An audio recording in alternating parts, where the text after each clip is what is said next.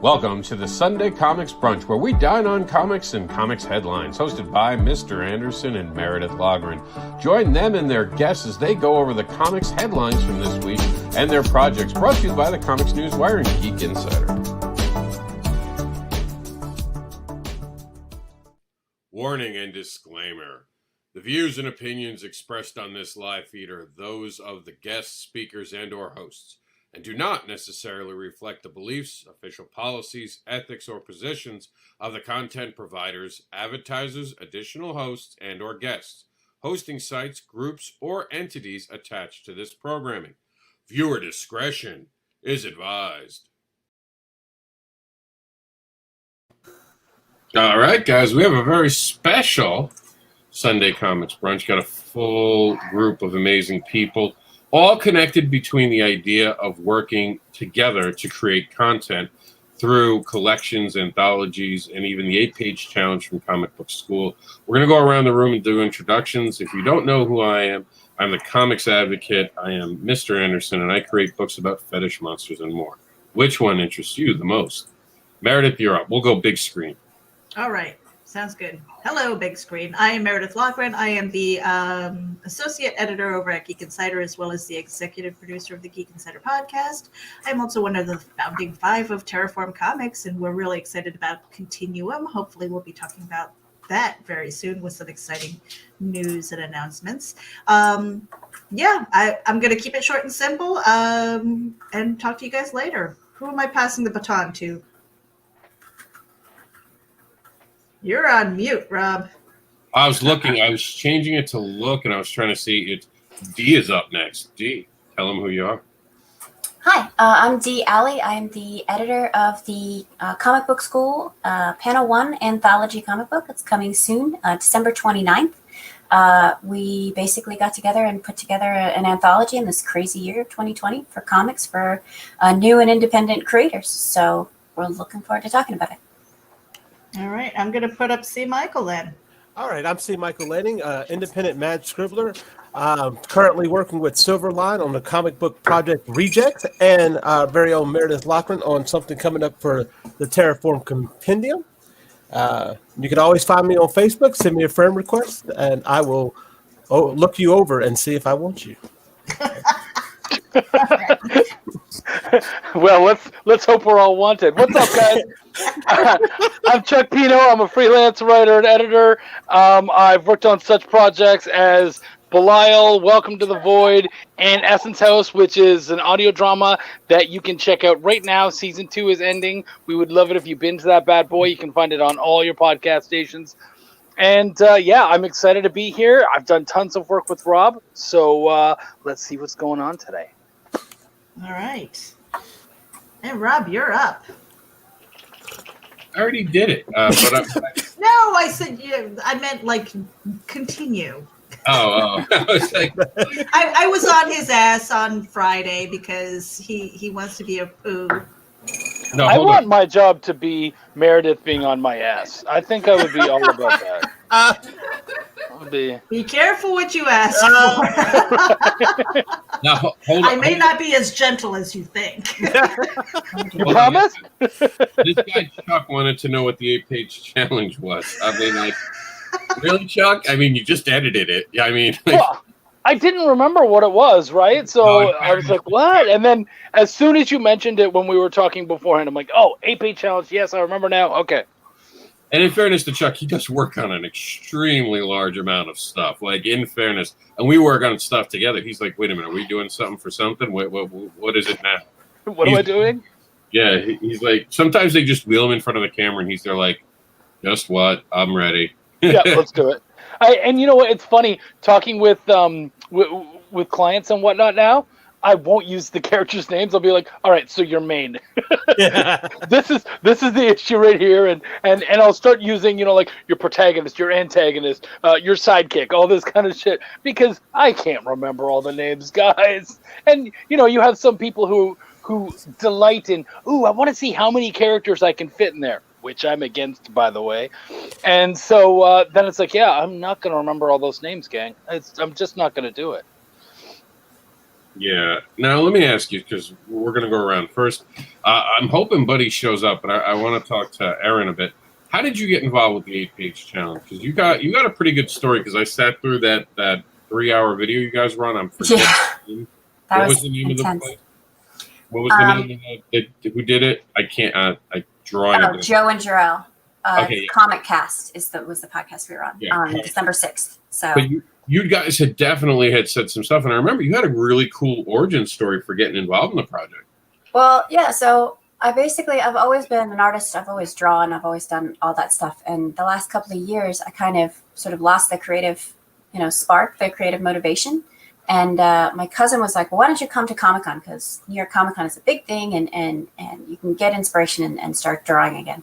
And so I went to a whole bunch of the creator connection panels. And I met Buddy and he was like, well, you seem like you're really on the ball. Like, why do you feel like you can't create? And I'm like, well, I have this and that.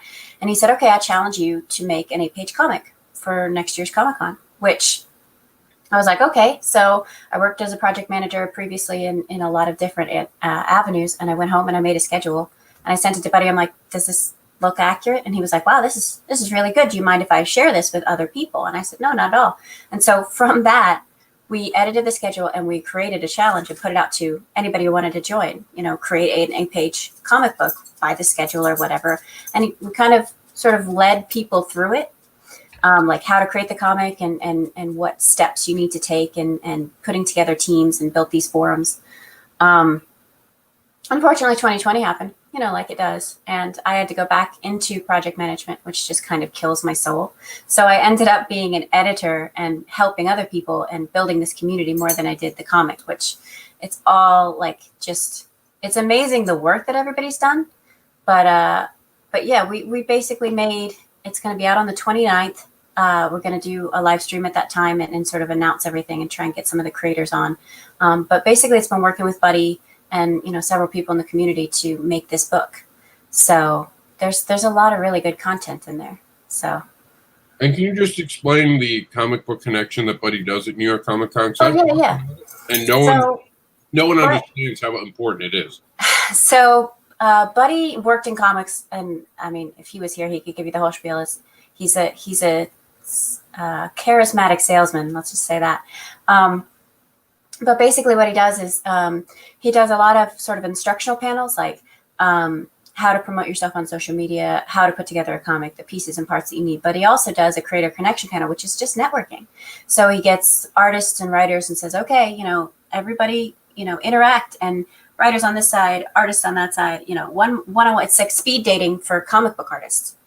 And so you just meet a ton of people and they're like, oh, well, I'm a writer and I have these 2 projects, or, oh, and I'm an artist and I'm looking to illustrate stuff, and people get together and make comics. The one problem with that was that over time, Buddy saw a lot of people meet up and the connections were made, but the comics weren't getting made. It was always like, okay, well, what did you leave off last year? Well, I was going to do this. Okay, well, did you do it? No. And so that's where the challenge came from. It was like, okay, well, now we're in a community. Now we're all at home. We have these online links. Let's get together on the comics and follow up on each other and hold each other accountable to getting these things done. And it resulted in this anthology. So, it's funny that people, obviously 2020 has been absolute crap. No one's going to fight you on that. But what I have noticed about 2020, and what I noticed as an editor, and I'm wondering if you noticed it too, Erin, is that as soon as things really got crappy, everyone, Marvel and whatnot, they're talking about pencils down and all that kind of stuff. But I actually became a lot busier because suddenly people are coming at me going, I got this book I want to make. I want that book. And I didn't have time for my own stuff because so many people are coming at me going, I want to make stuff now. Because I know exactly I can't sell. And so, people, obviously it's so, the thing is, it's so easy to see the shitstorm that is 2020. But I think we need to look back and see all of the good that came out of it, because there certainly was some good that came out of this. And I would say for that, the vast amount of comics that were made, the fact that in October, Kickstarters were up by 200%. They doubled the amount of Kickstarters that had happened the previous year, which is just ridiculous and unprecedented. So, I mean, from that standpoint and with that challenge there, there was certainly some good that came out of it in my mind. Yeah, I completely agree. Because so many people were working from home and they didn't have to commute, or, they had their kids nearby and they maybe didn't have to pay for daycare. A lot of people were complaining, oh, I've got to take care of my kids, I've got to do the schooling or whatever. But the costs for that were down for some people, which was nice. And there were weird expenses this year anyway, but that gave them, time and a little bit of extra money to put to boards, to drawing, to writing, to, getting together with people online and making these collaborative projects. So yeah, I saw a lot more of that too. I do want to mention, and sorry, I've been here the whole time, guys. I didn't go anywhere. We were having problems with comments coming over, and I hate looking down and not looking at you guys when I'm doing work, so I just mute myself and take myself off the camera. What became of this challenge became almost a support group, wouldn't you say, Erin? Like, we got to meet every month, and we were talking about what was going on in our lives as everything unfolded. As we saw our industry look like it came this close to disappearing on us. And then it was the voice of the independent creators that would not be snuffed out. It was the independent creators who rallied back, like Chuck said. I always say this is, and Chuck knows this because me and Chuck talk all the time about how the struggles we have and stuff that doesn't even make the internet. This has not been what I would call a banner year, a good year even. I'm not even an okay year. But he's right. There's been so much good things that came of it. And one of the good things that came of it was comic book school. Being able to meet with you guys, get to know you guys. And Erin knows that I showed up and I was kind of like, hey, I know how to do a lot of this. If you need help, let me know. And, you'd be surprised how people are intimidated to come ask you for help. Erin always did. Whenever Erin had a question, it was like open arms. But some people still at that mindset when they show up. Like she said, no one knows how to navigate. And we're doing a lot of that with the Terraform Continuum, where when people are coming to be part of that project, we want to help them negotiate contracts. We want to help them talk to artists, sit down in a room and have that middle person who helps them talk. Because it's like when a boy meets a girl and they're talking to each other, no one knows what to do. And I'm using this as an example from my own life. Everyone's awkward, and we want to get rid of that awkwardness. Having that third person who knows what they're doing. When the artist goes, I get $300 a page. Dude, you ain't done sequential yet. Calm down. Do sequential work. Show us what you can do. Start it at the moderate rate. You need that sometimes. Someone who can help people really be able to have conversations with themselves. You need editors. Erin was big with doing editing on the project, and I know Chuck is the huge help he has been, and he knows how much I appreciate all the help he's done in my career with the editing. So I think if you're not editing something, you're not taking it serious. It's just that simple. I've had these fights on social media. If you're not hiring a professional editor, and it has to be someone who is professional quality, whether they charge you or not, I don't care. They have to be able to have the snuff. And I fight with Chuck all the time about editing. I always make the joke he's at the bar on Friday night when we're in the middle of a project because he's drinking. I'm drinking because I'm editing. All week I've been pushing on him because I do, and I stop and he knows I'll stop and say, read it out loud. And sometimes he's like, yeah, I can hear it, but you have to understand it's not written right. So some people might give you, some problems over it. And I'm like, I don't care about the problems. I care about how it's read. And I like to use commas in a way that Chuck's like, you're really not supposed to use them that way. So I use commas to kind of teach a person how to say what I mean. So instead of a ramble-on sentence, I put a comma when I want them to take a breath because I would take a breath there. And he's like, you can't do that. I use capital letters to emphasize words. He's like, that's not what that's for. He's like, if I make them bigger, if I make them all capitals, it's like I'm screaming, Chuck. I don't want to scream at the person reading it. He's like, fine, whatever. It's like, you do what you want. The way you use commas, dash. A dash is what you're looking for. Just a little, like, hey. I'm not cooking. Yeah, a dash is what you're looking for. Well, and it's funny that you guys say that because one of the things that I've noticed, especially with, brand new people on a comic book or especially in the anthology, there's people who have done, I've done one or two, or I haven't been published, or I've been working in a different, like a sister industry. And they do sort of come like very tentatively with questions like, well, I'm not a professional. It's like, okay, there's nothing wrong with not being a professional. Professional just means you haven't been paid yet. Like, it's okay to be a novice. It's okay to be an amateur in, a new field. And So a lot of people, I think, felt very tentative and very nervous about putting themselves out there. And then you have sort of the opposite end of like, okay, I'm here, you know, here's my book, it's perfect, I'm done. And it's like, well, no, let's take a look at it. Let's go through it and read it and make sure it's saying, you know, what you want to say. And so there was definitely sort of a meet and sort of figure people out and putting sort of some bombastic people with some sort of more timid people. The teams and the friendships that came out of this anthology and this challenge are amazing. Like half of the people I haven't met in person, but from interacting online, I feel like they've been my friends of mine forever, you know? So it's really a neat community. And we're getting someone chiming in. Now, I want to give a shout out to Mike. Mike actually got The Advocator, which is an anthology that me and Chuck worked on in 2019. And he went through every story and gave some feedback about every story that he read. I've never seen anyone do that, and it's greatly appreciated. And I will be tagging the entire team for The Advocator. For some reason yesterday, Facebook, to go with the technical issues, wasn't allowing me to tag anything. Couldn't figure it out. I don't know why. I was trying to tag Chuck and Travis in the group. No one let me do anyone. I did see that you saw it, Chuck, so I knew I didn't.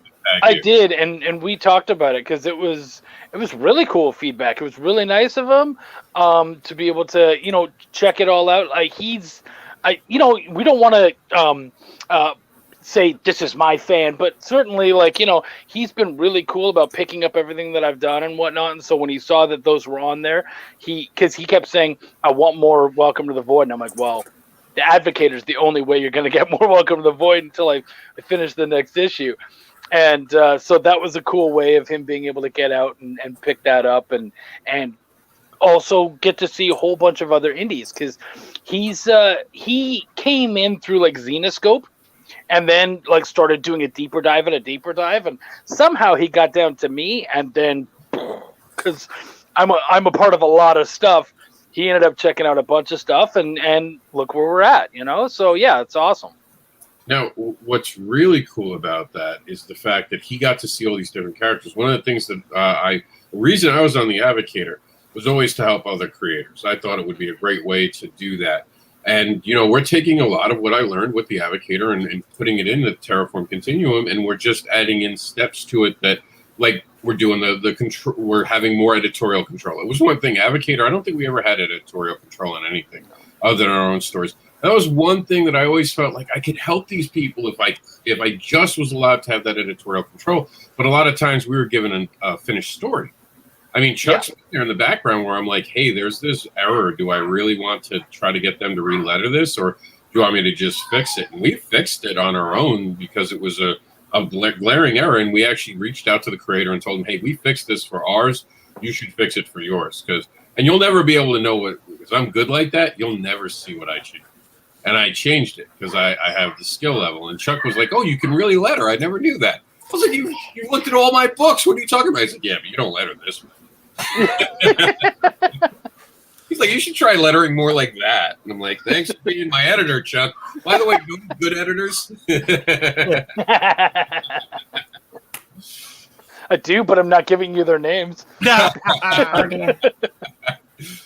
But so, Rob, could you explain a little bit more about Terraform Comics? Because you said it a couple times, and I watch your stuff, but I just want to sort of know the whole story there. Well, actually, I'll let Meredith tell the story. She's been a little quiet today, and I'll tag her in because I know she loves the spotlight, and I know that she just loves when I do this and put her to explain things, and she turns bright red. What are you doing to That's me? what you got to figure out. We thought I forgot about the earlier comment, but no, it came back to haunt you. Where did you even get a name like Terraform Comics? Because that name is brilliant. Yes, okay. Someone stroke his ego and let me. For those who don't know, Chuck was involved in a really good idea and decided to walk away. Oh yeah, he left a name behind, Terraform. I did. I've been against it the whole time, but I found a way to make it dirty in the future, so I'm good with it now. Yeah, you're welcome. But go ahead, Meredith. All right. Well, Terraform Comics is basically, it is a publisher, and we are by creators for creators. I mean, we're really coming at it with the perspective of being a creator, going through the process and things like that. And we've had a couple of trip ups and things, but we have pivoted to kind of focus at least the very beginning of 2021 for Terraformed Continuum, which is not to say the dirty word anthology because it seems like it's overused, but essentially that's what it is. And we are inviting creators to come in, collaborate with each other, work with each other, when it comes to taking this small group and helping other creators grow and develop their skills and even branch out. So for me, I write prose. I'm learning scripts, and I've actually submitted a couple of stories that need to go through the process. So it goes through the writing room. We have a couple of people who are taking on the editing role, and they're looking at that and whether or not it's accepted, or we send it back and say, hey, can you work on this? And it's up to the creator. Same thing with art. Same thing with lettering. The whole process, if we decide that we're going to, if somebody wants to do coloring and stuff like that, it's like, hey, I think I want to try flatting. I think I want to try color or lettering. So it's this whole collaborative effort that is Continuum. And by doing that, we are building a big library where we're allowing the people who participate in that to take those books and print them a little bit over cost, but they'll be able to have a bunch of books at their table when they go to a con. So you don't have to have just that one-off if that's all you have. By being a part of Terraform, you have access to the catalog that we're building. Rob, did I miss anything? A few things. They're not going to print it. We're actually going to print it. We are printing it, yes. And we're keeping the rights to. Unless we get involved in the actual creation process, like we'll help with editorial. We'll help with looking at the scripts and actually editing and making sure. But unless we create characters, we'll never have ownership in it. What we do is we keep the ownership to print the story within the confines of this Terraform Continuum. It'll be ours, but only for that. You can use it any way you want going forward, including putting it in a comic book. I think it's really cool to actually launch comic books using this. The idea is to make a library, and it all comes from the same conversation that the creators who've been around at least 5 years have had. Wouldn't it be cool if we all got together and just started making stories and had fun? If we just put our stuff together and we didn't worry about it, we just made a library of awesome creators coming together. That's the goal. It really is. And we haven't officially announced this, but we've talked about it. And I want to stress, Terraform is the company which says, no ego. It is literally founded on the idea that egos kill comics and kill creation. So there's no ego allowed, like Meredith was talking about. So what we're talking about is doing this with a no ego attitude, which is making people aware of what they're doing. And they get to make the decision. We'll just turn down a story. We're not going to hurt them and call it crap. We'll just be like, hey, this is why we don't like your story. If you make these improvements, you can move forward with us. If you don't want to, that's fine. You can do it on your own. And it gives the creators that choice. We don't want to hurt anyone's feelings. We want to not hold hands because we want people who are serious. And I say that all the time. I want someone who really wants to create. And if you're wasting my time, you'll get the short answer. But if I think you're actually putting the energy in, you'll get all my time that I can give you. Well, but I wanted to piggyback off of that too. Just because you submit something and just say, we have some things that we would like to see fixed. If you can come back and say, well, there's a reason why. We're going to sit down and listen. It's not going to be like the end all be all. Yeah. So that and again that's that whole collaborative. We want to make you a better creator. We have opinions, and they're going to be subjective. And it's up to the creator to say, hey, I see where you're coming from, but this is why I did that. It's like, okay. Or it's like, oh, I see what you're saying. Yeah, let me go fix it. So they have that option. And it's not just going to be open to new creators. And one of the things that I really like that we're going to be doing is and these are two things. One has never been announced, but I told Meredith I'd actually talk about it this Sunday. The other one we did announce this week, so Michael knows about. The first one that we're announcing after Christmas, because you don't do anything before Christmas at this point. You don't put out an official release before the holidays over. By the way, happy Hanukkah. because Hanukkah is going on right now. Happy Hanukkah. I haven't said it on You're Not Alone, not on purpose. My son is from the genetics of Jewish people, so I am aware. I just honestly, it's 7 days, and I just forget to sometimes say it every day, and I mean to every video I start, so I apologize for that. But back to the Terraform Continuum. We're going to allow people who did past anthologies, if they're 1 year old and you have permission from the original anthology, to reprint to put it into our catalog. The reason that that's important is that you might have been an anthology that did nothing. Plus, you might not be able to get copies. We're going to continuously have these books available for you guys. That's going to be now part of a giant library. My goal is 100 issues right now. That's the short-term goal, is 100 issues. That's what I think of. I want to make 100 issues of this. When you join us and you have a story in just one issue, you're able to buy anything from the catalog. Now, it doesn't sound like a lot when you haven't released your first issue, but in 2 years, when we have 10 books, imagine being the new creator who puts a 4-page story out and then can go to a con with 10 books to sell at his table. Imagine how that changes the narrative of his ability to be at a table, because now he has a pre-packaged, and he can do it because he's part of it. He is now officially a member of that, and he'll continue to be it. And we've said it. Look, if someone turns out to have done something bad and we didn't know about it during the time, we're not going to, we'll put out a statement that we didn't know about that, and that's it. We're not going to, like, throw them under a bus or anything like that. We're just not going to have them in reprints, and we'll just take it out of our library. We might get some bad people over the journey. We're talking about 100 issues, but more importantly, we're going to get a lot of great creators. We're going to get people who are excited about creating, who want that opportunity to be part of something. This is something that, as far as I know, has never been attempted. It's never been even thought about in this particular way. It's things Chuck has heard me talk about, with some of it being from the Advocator. So to Chuck, not a lot of this is new. It's things that actually, honestly, got shut down in the Advocator meetings. It was things that I was told, oh, we can't do this, we can't do that. And adding to that idea that we can't do this and we can't do that, Erin knows this because I've been talking to her about this. We're talking about making comic strips part of Terraform Continuum. So we will allow people to actually put in comic strips. Now, everyone else will be compensated for their work as we do a Kickstarter for every issue, and they'll get copies based on how well we do in the Kickstarter, same as we did at the Advocator, with the one exception of anyone who delivers a 1-page story or a comic strip will get 2 copies. They'll be able to buy as many as they want, but as a comp thing, they'll only get 2. And the reason is you're putting in a lot less work than everyone else. And it's just trying to keep things fair. Bare minimum to be cut in, you have to have a 4-page story. The maximum we're talked about right now is 10 pages. I don't think we'll go past 10 pages, because then if you're past 10 pages, you might as well just put out a comic. Do a little mini comic, past that, it's ridiculous. We had one Advocator where literally it was 12 pages and I felt like it was just too much. And by the way, 10 pages has to count with credits. So you really only have 9. So keep that in mind. But we want to open the door. It's about creating. And I say it all the time. Who wants to put all the bullshit away and just make comics?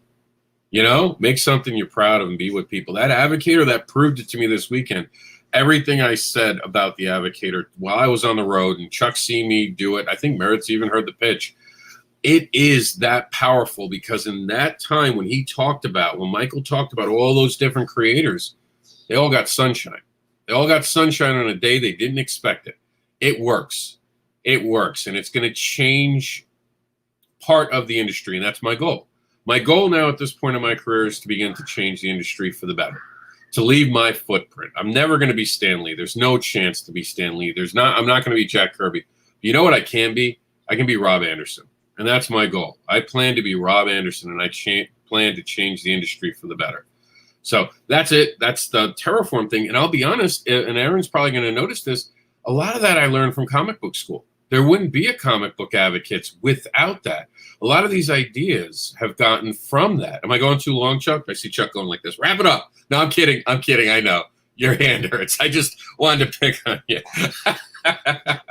No, you know what? I'm being really nice. I'm rubbing Wendy's feet because I woke her up, and so my hand was starting to hurt. Yeah. Yeah, I'm trying to pretend to be a good husband. Yeah, so no. But I mean, it's exciting. It's Chuck knows how much I've always wanted to help the industry, and that all comes from Buddy. Buddy being that shining light. And at one time, he was the only beacon. Honestly, he was the only guy I could say was doing it for free. He didn't come up, he didn't pitch his book, he didn't try to sell you something. He told you, yeah, I'm a creator, I have stuff too, but hey, here's all this for free. He didn't tell you about having to buy his book, having to subscribe to his site to get information. He gave it to you. And I sat there with the notepad and I took notes for days. Well, and that's the great thing about Buddy is that Buddy will say, yeah, I've worked in the industry. I've done this. Like I've written for Deadpool. I've done all these books. But at the same time, the first thing he says is, what do you want to do? How can I help you create what you want to make? And that's not something that I thought I would experience when I went to Comic-Con for the first time. I mean, you know, everybody's trying to sell something, but Buddy's trying to sell you. And it's like, where did this guy come from? He just wants you to be able to create your dream, your vision, your comic, you know? And he actually, when I went to some of the Creator Connection things, like he said, hey, are you around tomorrow? Come by my table. And he sat me down and literally one-on-one, I'd never met him before that, right? One-on-one said, how do I help you create what you want to create? Like just like a complete mentor, day one.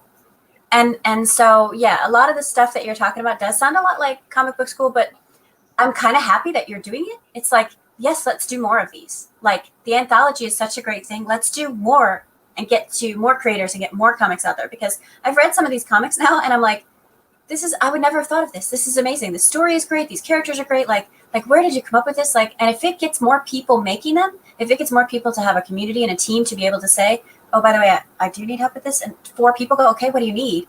Like, yeah, let's get on it. And we need that right now. We need more buddies in the world. And I don't think I've ever lived up to being a buddy. I've always advocated my own way. I can't do it his way. And that's the whole thing. We're never going to be able to do it his way. Meredith had smartly told me recently, when I'm getting busy with comics, it's a good thing. And Chuck knows this. But when you start getting busy, you have to start making, and I've had the talks with Chuck too, you have to start making those decisions of how much more you can do for other people without it hurting what you're doing for yourself. Yeah. You know, I'm a single dad. You know, I've got the back issues. It's not always easy. So I try to do what I can to help other people. He's been doing it for over a decade. He's been one of those people, and you take what you can and then you make it your own. And if I inspire people to, like Meredith had said, and Erin was in the room too, and he said this, it's like, you don't understand, when you're in the room, no one's going to try to compete with you. When you step out of the room, it'll give room for other trees to grow. Kind of like the comparison in the forest, a giant tree blocks the sun from a small tree. A fire burns down the forest, and suddenly the new trees come up. And sometimes we have to be aware of that. We have to give the room to all these other creators to grow. And when we were talking about this, one of the things that I do regret with being part of the 8-Page Challenge is I feel like I should have gotten more involved, and instead of just waiting to be asked, be more involved so I could have helped and given information. Because I'll be in the middle of the meeting and start rattling things off, and I realize, like, maybe this should have been done outside of a meeting, you know, because I'm just sitting there figuring things out. And I'm like, I could have said all this if I was paying better attention and not just waiting for someone to tap me on the shoulder. So in the next round, I'll probably pick a more active role. I was trying to I want to do the Batman thing, you know, the cool thing in the shadows. Call me when you need me. You know, it doesn't always work out that way. You know, not everyone's eager to call someone. Sometimes they don't know when to call. I forgot about. And then we were sitting in the meetings like, how do you turn on this bat signal? Like, where do you? I don't know how this works. I'm all over the place. It's not hard to find. I have people sending me notes. Please stop being on so many videos. So, but for Chuck, what has it meant to you to be part of these things, like The Advocate or these shorter stories? How important have they been to the trajectory of your career? Huge. I mean, honestly, huge. You're getting out to so many different audiences, first off, because you never know where it's going to go. Like when it's your book and you're early on, you know exactly who's picking it up. But when you're a part of these, you know, you'll get random people coming up and saying, "Oh, dude, I read your short in this, and I really like that." And you're like, "What?" Like, I did a short for Antarctic Press, and I was told, "Oh, when it goes into print, we'll let you know." Well, no one got in touch with me, and all of a sudden, I got tagged on Twitter by someone I didn't even know, and it turned out it was a reviewer. And they tracked me down on Twitter, and they reviewed that anthology piece, and it was a really glowing review. Like, it was amazing, but that came out of nowhere. I didn't even know the book had hit stores. Like, I didn't have a copy. I wasn't able to go pick it up or order it. And so, yeah, man, that kind of stuff is huge. Also, it's a challenge. You know, I hear this so often. People will go, man, I want to make this 100-page epic. And it's like, yeah, what can you do with 4 pages? Well, that's not enough. Then maybe you're the problem. Like, I get that you've got these really cool big dreams, but if you can't kind of coalesce and create something small and interesting too, then maybe you need to understand that's a challenge you need to undertake. Because what you're doing, like, it's easy to create a 100-page epic, but creating something that's 4 pages or 2 pages or 1 page that's really interesting and exciting and that people want to read, that's tough. And I think that what people forget in comics that's so important is every once in a while we have to shut up and let the in-between panels talk, you know, and let other things kind of speak for us. And we need to be we need to under-explain things. And you know, allow the artist to explain rather than having tons of words and all that kind of stuff. So being able to do those shorts, it really challenges you in a different way, and it allows you to work out different muscles so that you can really kind of play off of this stuff and hopefully take it into those bigger 100-page epics and whatnot. Yeah, and like I said, look at the detail. This is someone who can help careers. Just someone being an advocate right now. They saw something, I'd ask them, I said, just give me some feedback. And this is the feedback he gave. I cannot go over that. And even reading things about my own work. And what do we got in this? This one for the summer edition, I was here. Monster Cosplayer. Oddest story of this issue, which, believe it or not, that's a badge of honor. That's a nailed it moment for me. Like, I'm proud of that. But it works. 3 comics are kind of sort of showcased all together. Well worked. And to me, that's a win. That's the ability, and that's exact, because that actually, and Chuck knows this, it was an actual ad for the Advocator. The entire purpose of it was to show the power that the Advocator could do. We have something about Link, Belial, Chuck, and Sean opened a whole world, a whole lot of the indies to Trish and me through Belial. And from the page 1 Virgin cover in the issue, I was so excited. Heard Chuck tell a story one time, and now I see their story makes to print. I am a Link fan. And that is saying a lot because I do not normally back cute secondary characters. Sexy, yes. Cute is for Trish. So that's a huge thing. That's even something like, you know, I don't know, a guy named Rob's been telling Chuck all the time that he's writing about the wrong character. Forget the get on to the Link series. I mean, just cancel Belial, get to Link. Let's just Link kills Belial, end of Belial 3. They always want you to write the story that you're like, that's a throwaway. This is my epic. And no, that one. You know what, actually? I would love to write Link, but for me, I'm very much I have to finish this before I do that. So Belial is a 4-parter. I need to finish those 4 parts, and then when I do, we can talk about Link. And trust me, that stuff is very much on the table. Well, and going back to what you were saying about like the 100-page epic, mm-hmm. I feel like, especially after talking with all the people in comic book school and doing the anthology, like we cut it. It's 8 pages, right? There are so many people that are like, I'm going to do this big, huge thing. And it's like, okay, what are you going to start with first? Like, can you do a 100-page epic? Or have you never done 1 page? Like, you got to kind of start small and do the learnings, or the 100-page epic is going to come out like poop because you've never done it before. And it's such a massive undertaking that, like, okay, just don't start with, you know, the thing that's going to define you, the thing that you love more than anything, because you're going to make mistakes. You're going to mess up. There's going to be things you need to learn as you go through the process. And so start with, you know, a knockoff story, like, oh, I had this little thing that I thought I'd just write, you know, a page. Or, oh, there's this guy who's doing a comic and I thought, oh, I'll just illustrate these 8 pages or this, you know, 10-page, so that you can gather all those learnings. So when you do finally get to your epic, you understand the process and you've gone through all the little mistakes. So it comes out that much better. You're well practiced. You have a network of team, that people behind you, because you know these are the people I can trust because I've been through, you know, all of the slugging details with them already. And so I think there's a lot of people who want to jump in and make their thing, but start small, keep it simple, get the learnings, and then you can make your big, 100-page, fantastic comic book. And I wanted to add something about that. Like, C. Michael Lanning and I, in the Terraformed Continuum group, we were talking about it, and he throwing around ideas and stuff like that. And so he sent me the ideas that he was thinking about. He's like, I kind of want to draw this. And then based on that, I wrote a story. It was just like, well, actually, I've written a couple because it could be an epic. I see this as being a series or just, a graphic novel. It's just the potential behind the story is so good.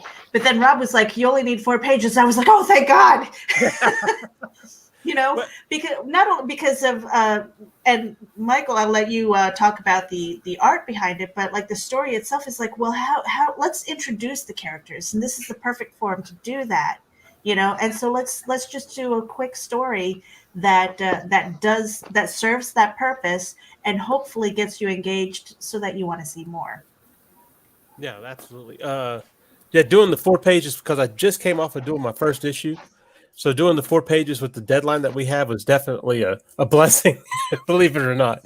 So yeah, it's been fun. But listen to that, I had taken a Gotham writers course some years back.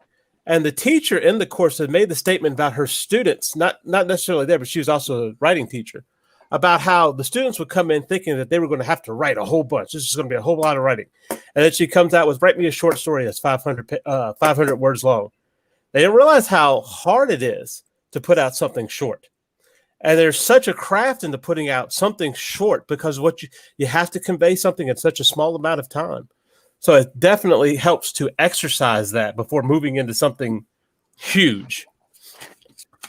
Every way that you can challenge yourself is huge, and people don't get that. Like, you don't want to start on your 100-page epic because you're not strong enough of a creator yet to do it. You haven't learned the lessons. You haven't flexed the muscles.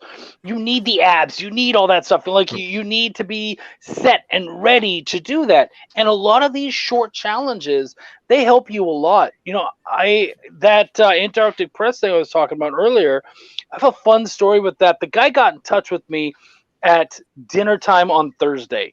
It's important, the date. So Thursday at dinner time, he gets in touch with me. He's a buddy of mine from cons, and he says, hey, man, I want to get you your first credit for Antarctic Press. What can we do? I said, dude, we can do whatever. Why don't you, because he's a good buddy with them, why don't you contact AP and ask what they want from us, and we'll just make it. And that was me already opening myself up to a challenge. And he's like, okay, great. So he gets back in touch with me, and he says, all right, well, it's kind of a good news, bad news scenario. So they want us to do a 4-page sci-fi short. Cool, no problem.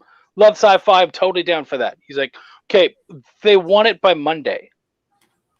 And I was like, what, like my script? And they were like, no, they want the whole thing done by Monday. Can you do that? And I was like, I'm a writer, dude. What do you mean, can I do that? You're the artist. Like, you're the one that's going to get wrecked. And he's like, well, yeah, I guess it depends on when you can get me the script. And I said, I'll literally stay up all night tonight until the 4 or 5 pages is done. I'll get you exactly what I think will do great for you, and then you can go from there. And he's like, okay, cool. Then, yeah, it's doable. I said, all right, well, what about colors? He's like, well, colors will add too much time, and we don't have anything like that. We don't have any kind of budget. I'm like, okay, cool. What about letters? He's like, yeah, I don't letter.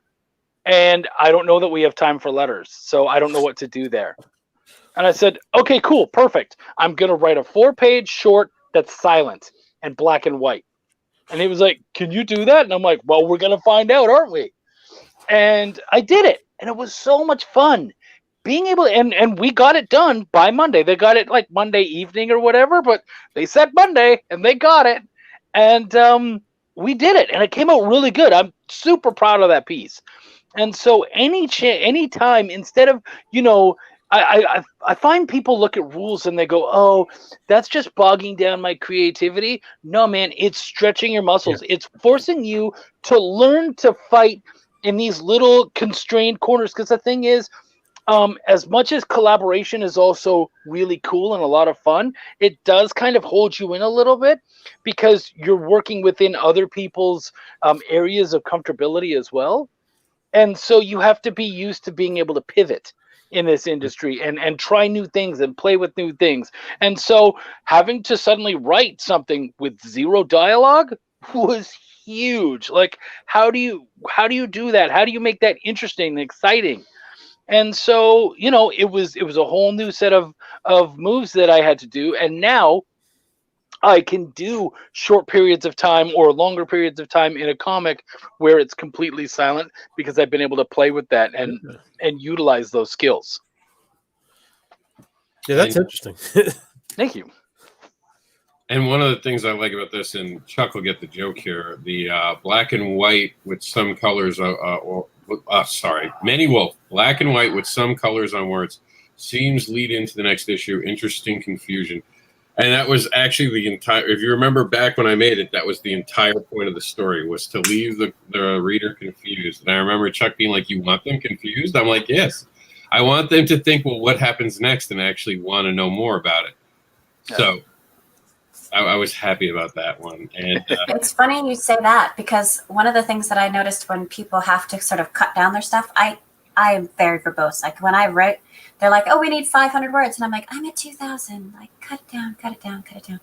But like you kind of learn what you don't need, The first idea when you make a story is, okay, let me explain the backstory. Okay, let me explain the character development. Okay, you don't need all of that. Like making it smaller and cutting it down and cutting it down and cutting it down. People know tropes. They know like stories. Like you're not normally giving this to someone who has never experienced comics before or never experienced storytelling before. And so there's so much that as a creator, you want to stuff in there and you want to get all of your ideas and you want to show the world and show the characters. And a lot of times you don't need it. And so learning to do it small can actually improve on any of your big projects, because you cut out all the fluff that's just going to make readers like, this is so long and boring. I just can't. Have you ever heard of a drabble? Yeah. Drabbles are 100-word stories. Yeah. And the crazy thing about that is that what that teaches us is like micro editing. You know what I mean? Because every word counts. Yep. So most people, like, you're not going to get a lot of people, who are like, oh yeah, I only use 79 words. Like, no, most of those sentences are like 95 to 100 words. Like, everybody's trying to get in there. Because most of us end up going over and then having to pare down and really work it. It really helped you with editing as well. It kind of helps you to be a little more concise, especially in comics. We have to be concise with our speech bubbles because you don't want to cover up all of that beautiful art. And so doing things like drabbles, again, it's flexing those muscles. You're learning to kind of be more concise and micro edit your own work to really get to the point without having to go way over.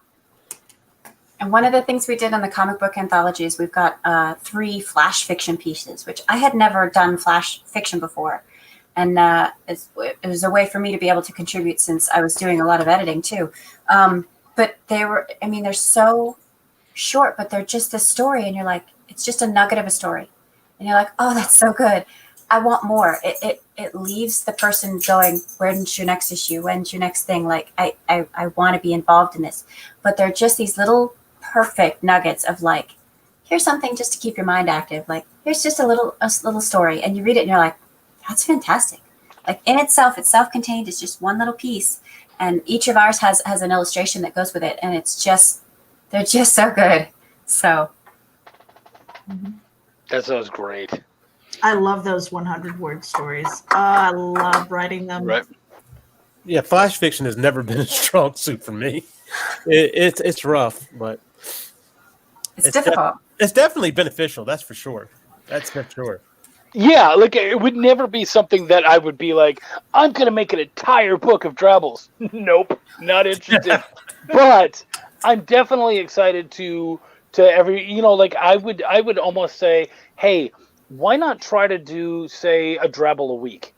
and work out those muscles and just kind of, really sort of play around, and you'll find that you get better at it. And then those skills move on to everything else that you work on. So, those challenges, finding those things, doing whatever you can to sort of, again, stretch the muscles, all that sort of thing. It's huge. It's so important. And let me just read Chuck's thing here. We can get it off the screen and actually go back to our regular screen. It's the last one. This is for Chuck. Welcome to the Void. I was excited when I read the first issue of the series, and one of the main reasons I wanted to read The Advocate. And I was not disappointed. A new character and some more story. Why have Chuck and Sean not done another issue? Well, here is the funny thing with that piece, and that's, again, about challenges. Right away, Travis and Rob came to me and they said, man, you should really try to do a Welcome to the Void piece. And I was like, okay, but guys, I don't have money for art. Like, I can't afford to do any more art. And Travis, in his wisdom, said, why don't you use art that you already have? And I'm like, but it's been used. Like, it's in the book. And so instead what I did was Welcome to the Void is about this other dimension known as the Void, where all creation is formed. And so I did a story from people inside the Void watching the story in the first issue. And so I put those panels and then re-lettered it with the people from the Void narrating what they were seeing happening in that first episode and in the first things that were happening. And that allowed me to look at my story from a completely different angle and, again, flex muscles and play with things that I normally don't. And I can't push this and stress this enough. Being able to be flexible and pivot and try new things. These are all tools in a toolbox. And if you're just sitting down and you're writing whatever the hell you feel like, whenever the hell you feel like it, or drawing whatever you feel like, whenever you feel like it, you're not working any other muscles. You're not creating a bigger, more expansive palette for you to play in. And so I would really say, if you want to get good at anything, start making yourself uncomfortable. Start doing things that are not in your wheelhouse. Work in genres that are not normally ones that you would play with, and see what you can do. Because all of that, you may suck at it, and that's fine. But in sucking, we learn. Yeah, definitely. And save everything you do. Save everything you do, because that way you can go back because sometimes you don't feel like you're making progress, and you can go back and look at where you've come from. I do that with art all the time. I've got stuff that I had 5 years ago. It's like, man, I don't feel like I'm moving forward at all. Go back and look. It's like, wow, this sucked. So my daughter's like that. She's 11. She's like, Dad, I'm not getting any better at art. And I'm like, kiddo, you're 11.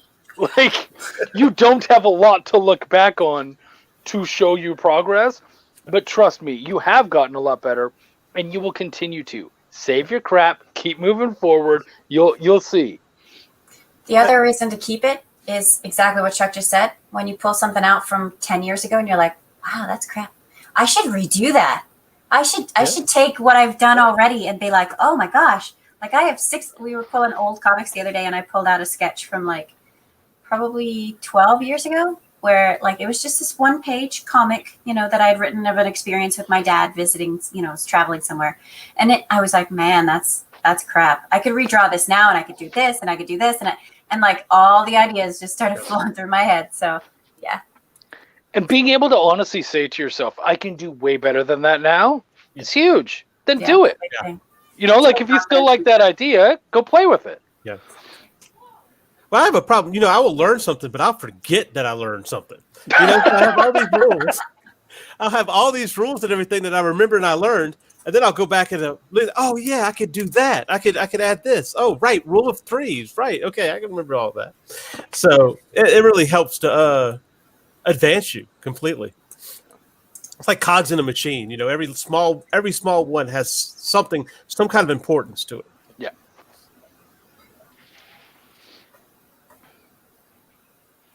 Why do you guys just keep stopping? Wait, were you, Rob?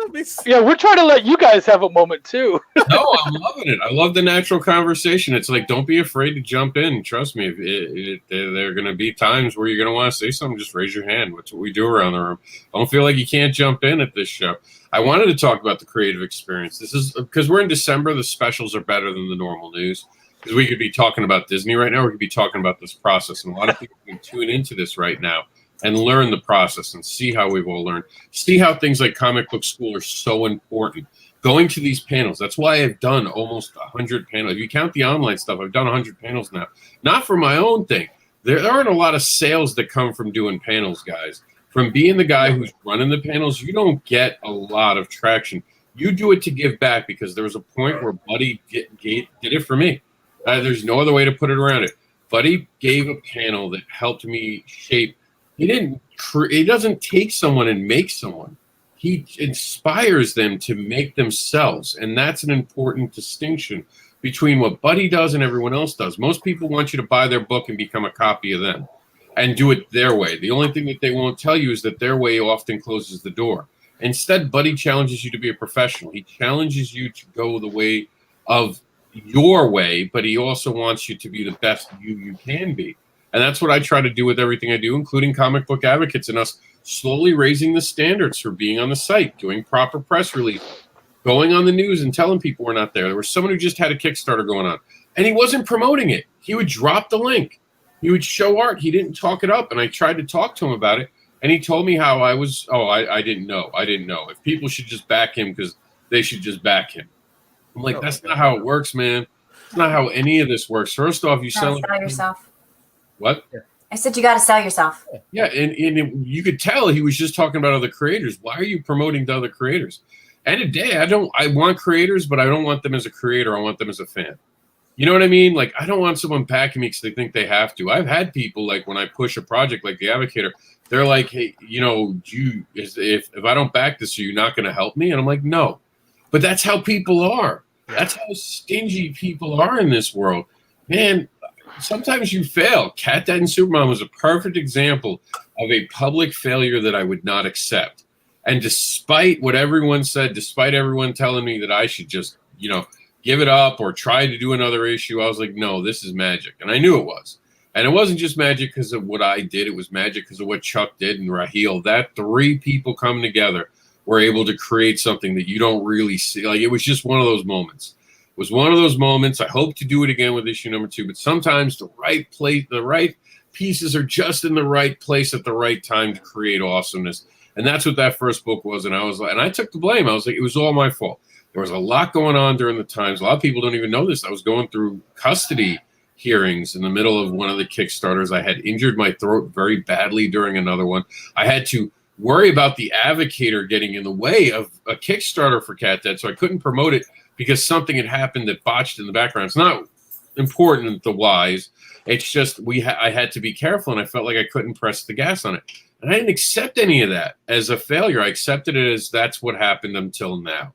And that's what you have to realize in this industry. It's all what you did last. And I said this recently where if you're not still creating, if you're not planning to be on projects, then you're not really in the industry anymore. You were in the industry. You're waiting at home for someone to call you. It never happens. And it rarely happens. And yeah, you even if you have Chuck, how many conventions have you been to where you see all these artists who used to work on comics that don't work on comics anymore? I'm not even talking about old people. I'm talking about people younger than me because they don't hustle. They're not trying to make money. They sit there and they do fan art all day because they can make money off of fan art. And then this year we saw, and this is a big reminder, a huge reminder, artists out there, fan art's not the same when you can't get to conventions. And that's just the reality of this year. I have a lot of friends in a lot of trouble who do fan art right now because they can't sell it online.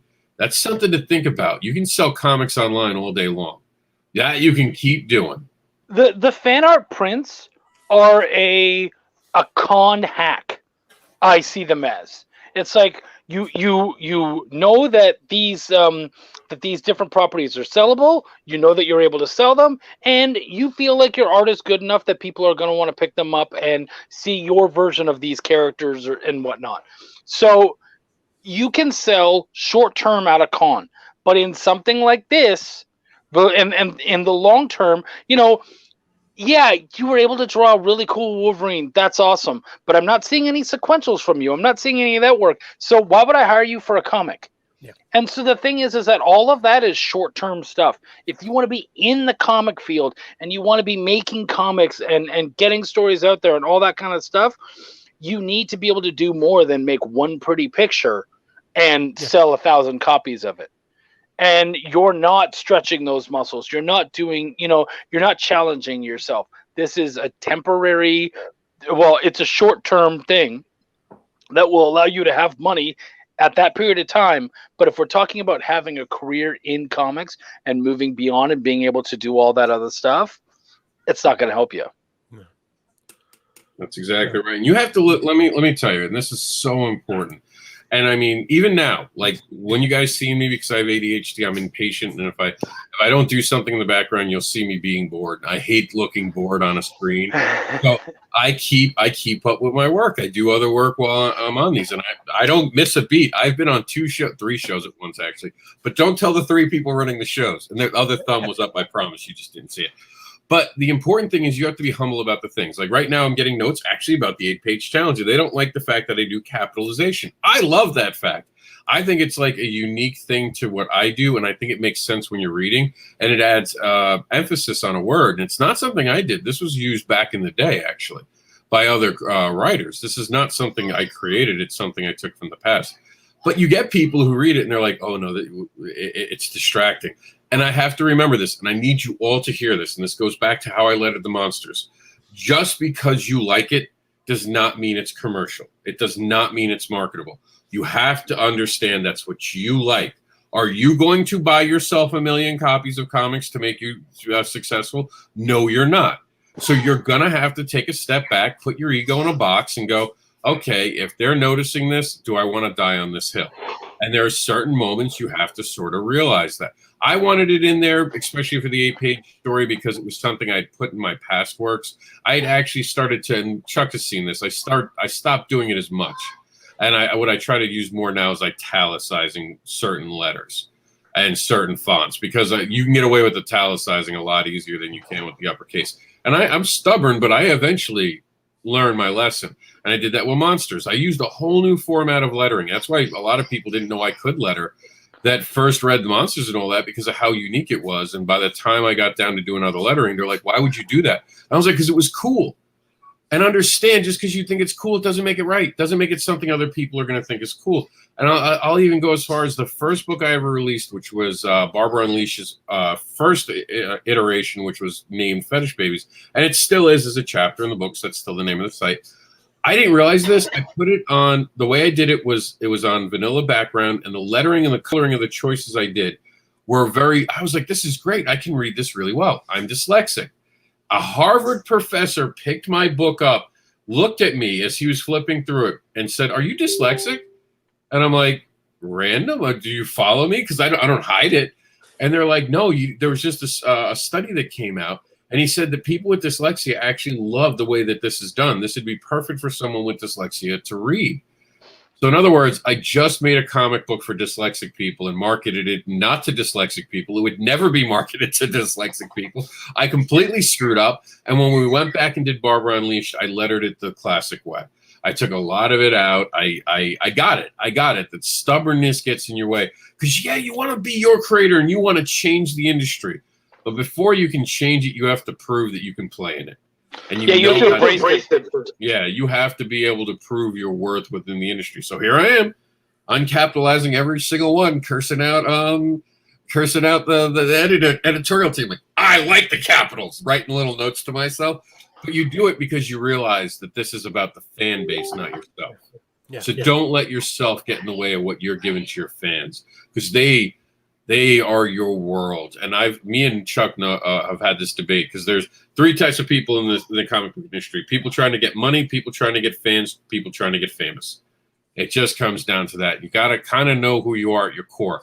Of course, every one of those want all 3, but each one focuses on one specific thing. To me, I want to be read. Every day of the week, I want people to read my stuff. I go on dating apps and I hand people like my books and go, this is who I am. Ask questions later. Because that's it. That's it. You really want to know who I am? This is it. These are my books. This is what I wrote. If you can't figure out who I am by the end of this, then nothing I do will ever help you know that. And we're being joined by someone from the 8-Page Challenge. What's going on, dude? Introduce yourself. I don't know. You muted yourself. Story of my life. There you go. Yeah. My name's Phil. I made the Anachronaut Trapped in Time story. That's about all I got. Well, tell us about you, writer, or you an artist. Like remember, you're being introduced to an audience. How long have you been in the industry? What have you done? Tell us about you, bud. Oh man. Pretend we're like doing that date thing, and you only have 2 minutes to convince us to ask for your number. Go ahead, no pressure. Crap. Long walks on the beach, bad horror movies. No. My name's Phil Burnett. I am a perennial, perpetual hobbyist / comics illustrator. I've been drawing comics for 30 years. I've done a couple of small series. The Prospector by Darren Neely, issues 1 through 5, and that kind of stuff, and mostly just my own thing. In the meantime, I'm paying my bills, working as an insurance agent for a company called Knights of Columbus, and artist, writer, colorist for the Trapped in Time story. So wasn't quite expecting to have to answer this many questions. And long walks on the beach. So. Phil, how did you hear about the 8-Page Challenge? Like, when did you get involved in it? I every once in a while I get these emails from Buddy Scalera, and he says, "Hey, we're doing an art challenge or something like that." And since it was COVID, and I had been spending about 10 to 12 hours on the road every day because I drive quite a ways away to cover my area for my job. With the lockdown, I had some time on my hands, so started making a point to just take a little bit of time each day to work on some pages, and kind of figured we'd see how it would go. But yeah, the information just came through an email. I talked to my wife about it. I said, "Hey, it's an 8-Page challenge happening. I'd like to do it." She said, "Okay," and kind of went from there. Cool. Good stuff. And it was fun working with everybody. I had been hoping to collaborate with someone, but nobody really asked me to dance until I was already out on the floor. So by that point, it was I think it was 3 pages in on my own story, and kind of help some other people with some breakdowns or some storytelling and some recommendations for what they had going on for their own projects. So Matt Timpanelli's listed me as an editor for his, and then George Dawkins I worked with a little bit for some of his. He had a story proposal that didn't quite get illustrated in time, and then wound up doing one of the flash fiction things, which I did the illustration for that too. So stuff. That's awesome, by the way. Oh, I can't wait for people to see that because it's very good. I liked it. It was a lot of fun. Good people. So let me ask you, now that you're coming into this, and this is a good question for everybody in the room. Actually, we can go around with these little stories that we're doing. These and what you call it, an anthology, a collection of stories, or anything like that. When you guys are reading them as fans, what do you guys look for when you go into that? I'm always curious about that. So when we started The Advocator, I was curious about that. Like when you pick up these variety books where there's going to be all different stories, do you flip through the book and look for something that you think you'll like first, or do you start from cover to cover? So I always find that interesting how different people answer this. So I've asked it on the road. So I've seen people flip through The Advocator and stop suddenly. And when they stop, you know they've connected with what they've seen. So you guys ever noticed yourself trying to pick and choose through the menu and read it the way that you think that your fandom will like it? And have you ever been surprised by a story that stood out and you're like, I would have never read that, but I'm glad it was in this book? I do that all the time. Like everything is visual for me. So if I pick up a book and I flip through it and there's some piece of art or some, page cover or whatever that speaks to me, I will read the book cover to cover, but I have to flip through it first. There has to be one thing that just grabs me. And so, but I usually do it to learn about new artists. Like if I have the ones that I buy, I have the characters that I love, I have the artists that I follow, but sometimes you're like, let's see if there's something different. And so you pick up an anthology book or a compilation book or, any of those and flip through it and you find either one or two things that grab you. And if it really if it sticks in my head for more than a minute or so, I'll get it. And then I'll go through and I'll read it cover to cover and I'll go, oh, I also like this guy. And I also like this woman. And I also and so that's how I sort of pick up new things, new people to follow, new stories to learn. So. Well, and when you're dealing with a collection like this or any other independent collection, you're dealing with stuff that you wouldn't ordinarily see as well. So you don't really know what to expect. I mean, if you're coming in from something like superhero comics and you pick up a indie collection, and I don't care if you're talking about something from Fantagraphics or XYZ publisher, who's just working out of his basement, you're going to find something that you didn't even know existed necessarily. And that can really open up a person's world for them. So my answer to the question is I basically flip through everything and I'm just trying to find something new. And, it's sort of like watching B movies. You're just going to see things that a larger publisher or a larger production studio would not necessarily want to take chances on, but you're going to find something that you didn't necessarily know existed either. So just my 2 cents. What I do is about the same thing. I see something that catches my eye, I'll stop and read it. But I also like to go back and kind of force myself to read through the rest of them too, just to see if there was something that might not have caught my eye, but it might have an interesting story to it. So, it's Chuck? funny. I'm an editor in everything I do, kind of like it's just always there in my head. And so first off, I'll grab the book and I'll flip through and see if something jumped out at me. That's to see if I'm even going to want to purchase it. You know what I mean? Like, is there anything in there that can just pop and make me interested? If that happens, then what it is I like to go cover to cover. But you have one page to get me excited. Mm-hmm. Because remember, most of these stories are like 4 to 8 pages. So if in one page I'm not like, what happens next? Then you missed the boat. You didn't make it happen. And so I'll, kind of, that one wasn't doing it for me. Flip through, try the next one. And, go as long as I can. And sometimes I might go back and go, let's try to give that one another try. Can I make it 2 pages? You know what I mean? And, I'll tell people all the time, when you're in anthologies, a lot of the times you're looking and you're going, what are the good stories? What are the, which stories aren't working? And, even when they're when your stories are in there, you're looking, which ones are popping, which ones am I enjoying in here? And so, yeah, man, that's kind of how I tend to do it. Like I said, my editor's hat is always on.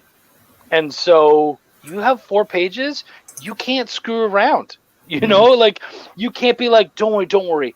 The last page is worth it all. Yeah. Well, you didn't keep me until the last page. So that's an issue. That. Yeah. I hate that. If you can't keep me interested all the way to the end of the story, I don't care what kind of a twist you have. It won't matter.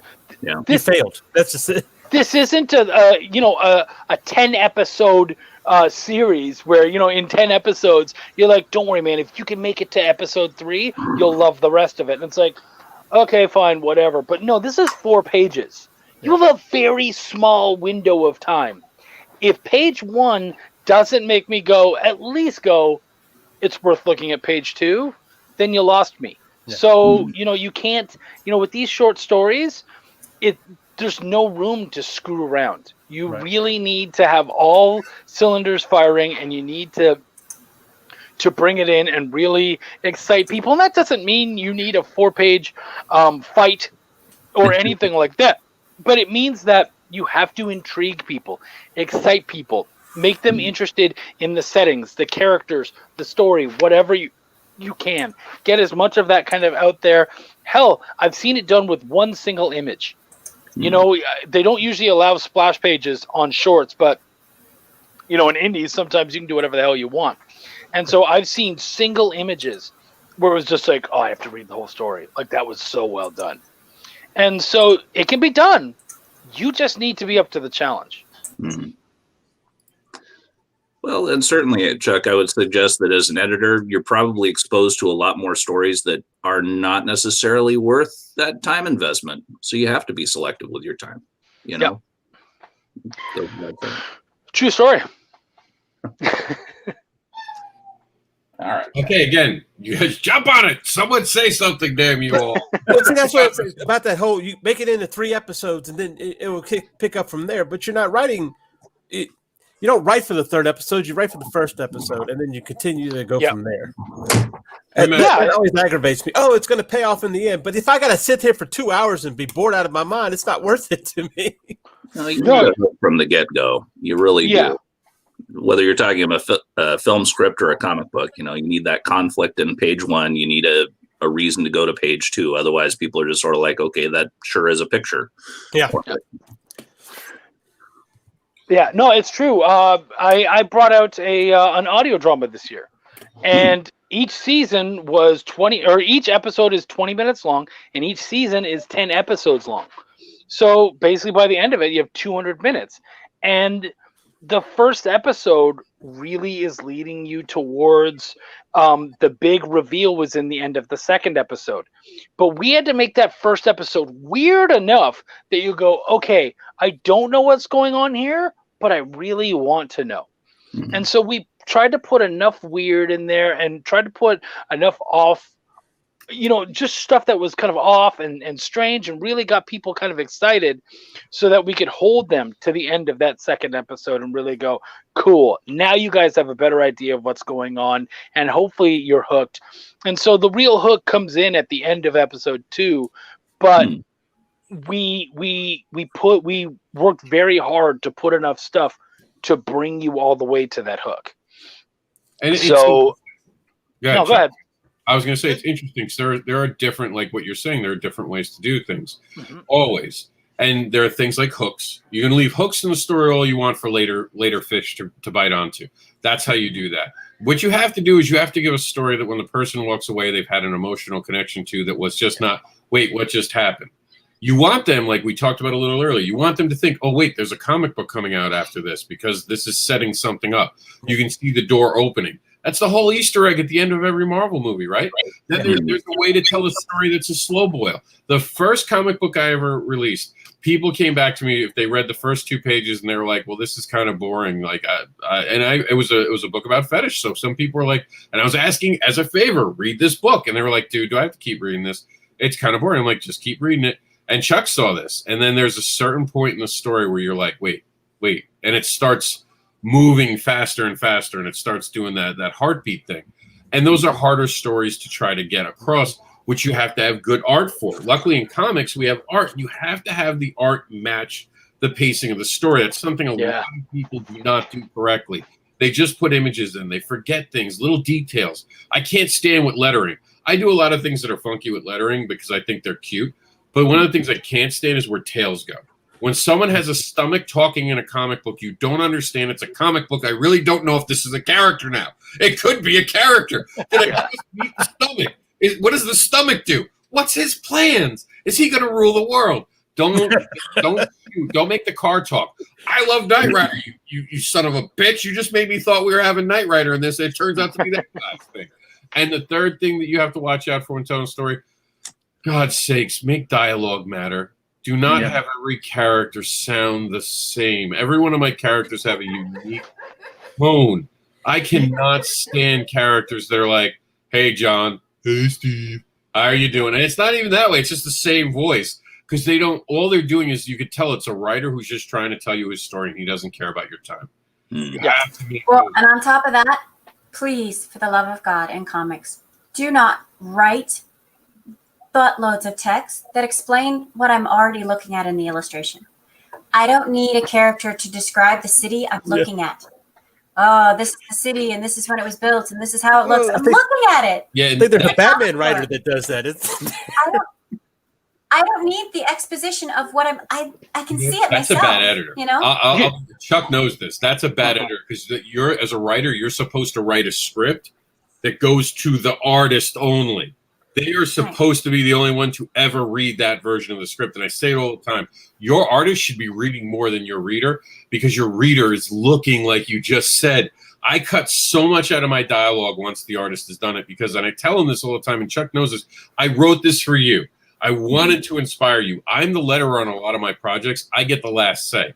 And Chuck knows, aggravatingly to him, I only send him the script when it's time to actually letter the book, and I've lettered half of it. Yeah. Why won't you send me the script originally? I was like, what would you have changed? He's like, okay, maybe not a lot. It's just easier, you asshole. It's just easier. You make this so hard on me. Well, and another thing that comes into mind, and people forget, is that, like, this also plays to the ego of the writer. Because the thing is, it's like you imagine that every little piece of shit that you write is gold, and you need as much of your writing on that panel as possible. No, man, if you can inspire an artist to make a panel where you have to put almost no letters, that's you as a writer doing a good job. And you need to take that as a badge, and you need to take that as a win. So if someone goes, dude, I love this panel, it's absolutely beautiful, it says so much without any dialogue at all. Now, a lot of people will go, yeah, the artist did a great job. No, you did a great job too, because as the writer, you made them able to tell that story without having to use the letter at all. That's huge. Yeah, that's the collaboration. That's the part that makes it good. I love what Chuck said, but if you're an artist in the room, everyone close your ears, because this will offend the artists. All right, Chuck knows what I'm talking about here. When they come up to you and go, "Are you the artist?" They look at you, and you know if you say no, that look they're going to give you. So what's the line I gave you, Chuck? Let's see if he remembers the line. No, I inspired the artist. That's right. No, I wrote the words that inspired the art. There you go, writers. You go out there and you let them know. Go ahead, finish, Chuck. That is just a way for it, because I know that's what it is. That's exactly what it is, man. I've been the writer, and they go like, it's like you have suddenly cancer. Are you an artist? No, I'm just the writer. Oh, you have cancer. Yeah. and don't they kind of look at you like, oh, well, good luck next time, buddy. and the ego inside of you as a writer is like, I own the IP. When this hits, I'm the one who makes the money. What's the artist get? Whatever I decide, because I'm the damn writer. I am God of the project. How dare you speak to God this way?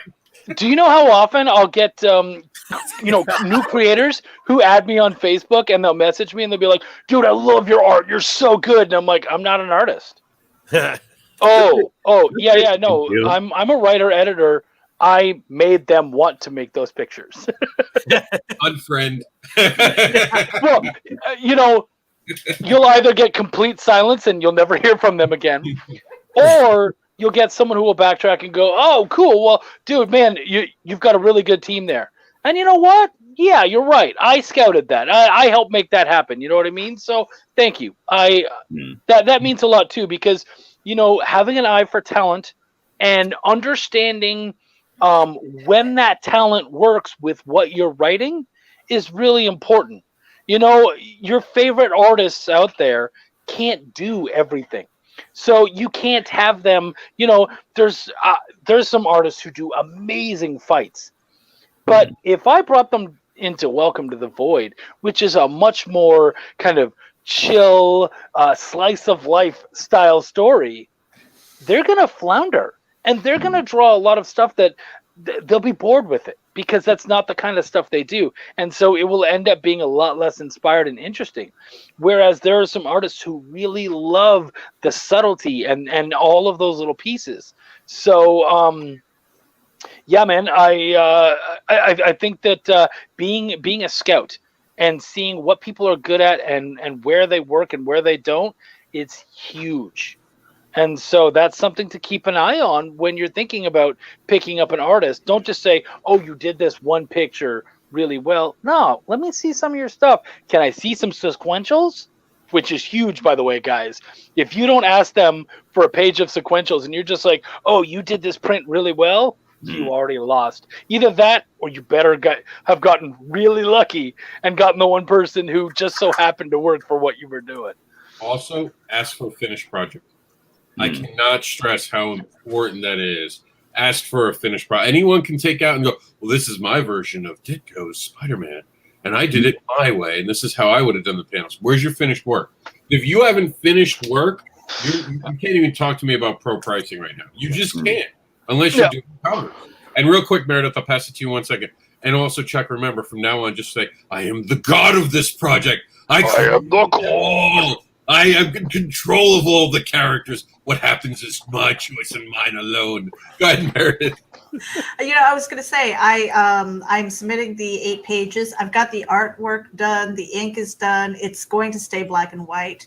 The journey of finding that creator was through knowing what my work was, having a vision in my head, and going to seek them out. I had about 4 or 5 artists that I saw their sequential art through DeviantArt. I did the research. I stalked them on social media. I was like, okay, what's the feedback that they're getting from other people who have worked with them?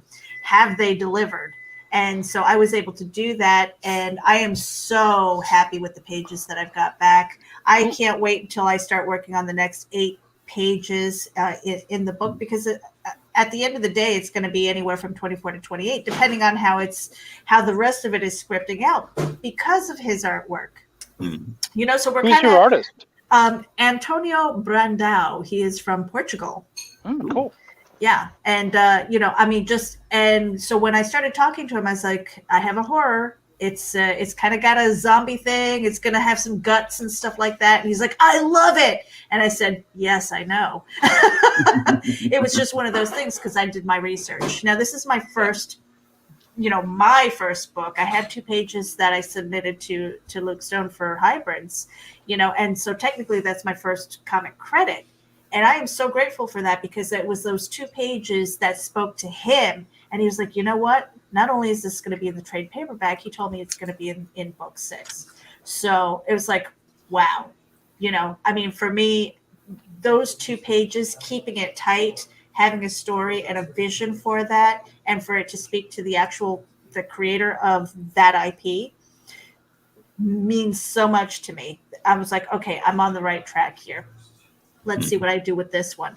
I am working on scripts like crazy, and I'm actually trying to letter this book, which I told Rob I would have by this weekend. He's given me that look, which could be a hot mess. I don't know, but I'm open to recommendations and suggestions, and I'm gonna try it. But I'm open to that feedback. After the abuse I have had lettering in my career, I have waited for the day to be able to shit on a new letterer. And it is here. It is finally done. I have the broad shoulders. I can take it, Rob. I will say something that every letterer is going to be very upset with. It is not that hard. It is really not that hard to learn to letter. What the hard part is reading all the books, understanding the space gapping. And no matter how good a letterer is, I go through Marvel and DC books and find mistakes all the time. It is one of those skills that no matter how good you're at it, even art, you make a mistake. A writer, you don't use the right word every so often.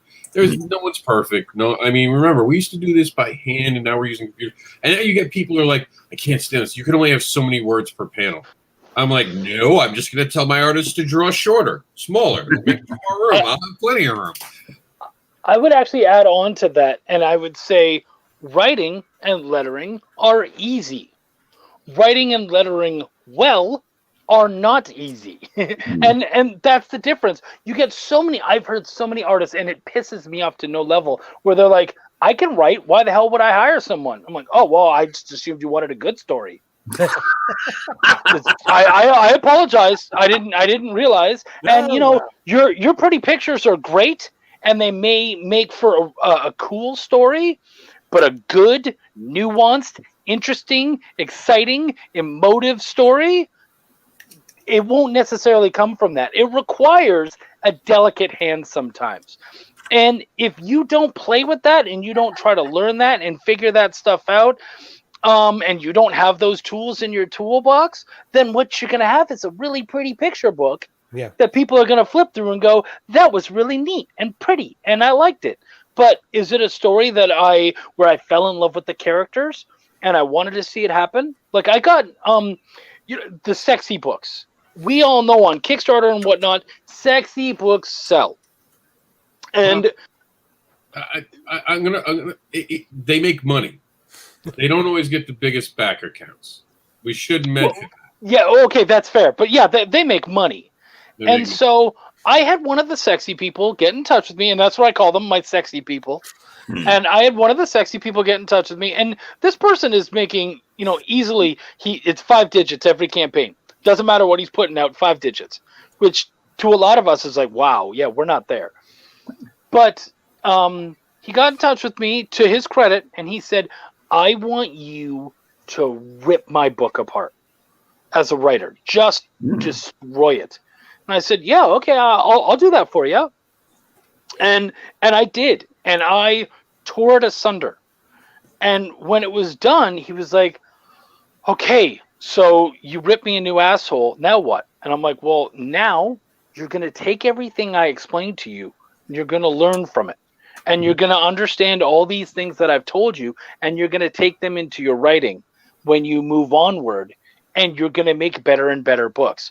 And so for a sexy book to make 10K, if done right, it's not difficult. But if you really get an exciting story that is well done and really gets people going and invested in everything, then we're talking you could make 50K, and you could have hundreds or thousands of people wanting to pick up this book because you've created layers and you've made something way more than just it's sexy. Yeah. So, that stuff is so huge and so important, and people don't recognize it, and again, same with lettering. You know what I mean? Like lettering, putting bubbles on a page, easy. I could do it. Could I do it well? Nope. I do understand. The tails are the hard part. Yeah, I mean, I understand how it needs to be done, but again, it's being able to actually do it and understand. Well, the bubble should be here because you're moving. You need to move the eye in certain directions and all that kind of stuff, and recognizing that it's more than just going, oh well, a bubble fits here, so I'm going to throw it here.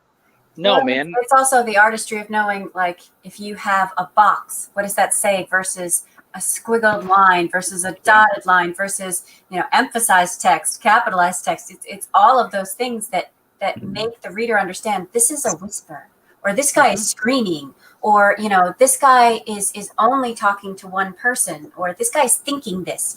There's so many different things that, before you go into it, you can say, oh, yeah, I know how to do that. But it's giving the reader the full extent of what's going on that the writer has put together. Like, this is a whisper, this is all of those things that you have to learn over time. Well, and that's Chuck. Let me cut in real quick. I'm letting we're at the 90-minute mark. If anyone has to go, we're going to let them say goodbye in just a second, because this is where we're at. Meredith, you want to take it to 2 hours today? We'll do some headlines. Yeah, we could do that. And anyone's welcome to stay. We're not kicking anyone out of the room. This is the 90-minute mark. Second, since Chuck's in the room anyway, instead of wasting my time, when someone says offset the phrase, do they need to put a comma in front of it and behind if they're asking me to put commas? Offset I've never the heard phrase? it. Yeah, offset the phrase, and it gives me the quotes like we do, and it says with either commas or em dashes, em dashes, which I assume is just a dash. I'm used to Chuck working with me with editing, so I'm lost by that one. So, can you give me the sentence?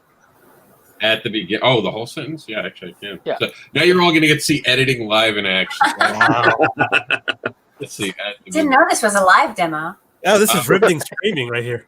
Actually, I can show the screen too. I have it up in Letterer, so I might as well all look at it together. Because Chuck actually edited this already. And some of the things are the things that were in his notes that I'm just doing now to be nice. Then he's going to be so mad. He's like, you're changing that stuff after what I've told you? No, Chuck. It's all a lie. Don't trust your eyes. All right, so here we are. We're up here. It's for many of us at the beginning. And I assume they wanted a comma here, but they said offset, and I've never heard offset.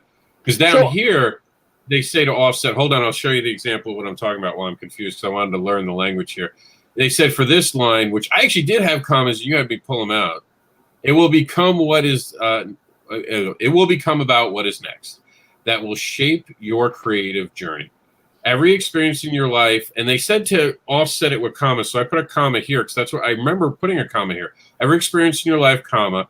So I pause. I'd go every experience in your life, and often will And they said to put a comma there, which didn't make sense to me. That's why I stopped and asked you. Shape your creations. I don't understand that. Now, which block is this in? Because I'm trying to... Bottom one, okay. Better now? You need me to blow it up? Yes, okay. No. I actually blew up my page. I'm on my phone right now, so that's perfect.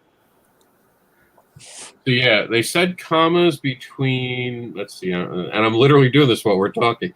It says panel 5, offset and often will with dashes or commas, and I hate dashes. Yes. Chuck knows I hate that. So, and often will, because when you look at something like that, so let's read that. And that's why it's so important for us to read aloud our dialogue or whatever, we have on the page. Of course, for this, it's narration. When you hear yourself pause when you read it, that's when you go, ooh, I might need a comma there. So every experience in your life can and often will shape your creations. Ooh, that's how we want to say it. So we need those breaths there. So a dash is really good. I know that you're not a big fan of the dash. I like a dash now and then because it does. I find that people's eyes get a little bored of commas.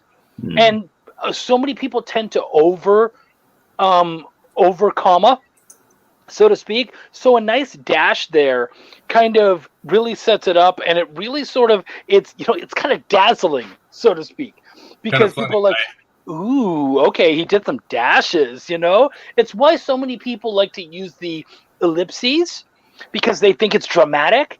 And it's like, okay, well, yeah, in a sense it is, but you tend to overutilize it. And it's the same as, like, say, overutilizing an exclamation point. Everything isn't exciting. So calm your tits a little bit and, just use a period now and then.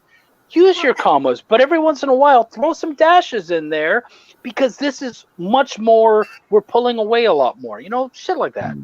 I'll say this. Speaking to, Hold on, just really... I'll give it to you 1 second. I just have to make this joke. It'll be such a big one for Chuck. 5 years ago, we would have never been talking about me using too much punctuation. Right? It's so true. It's so true.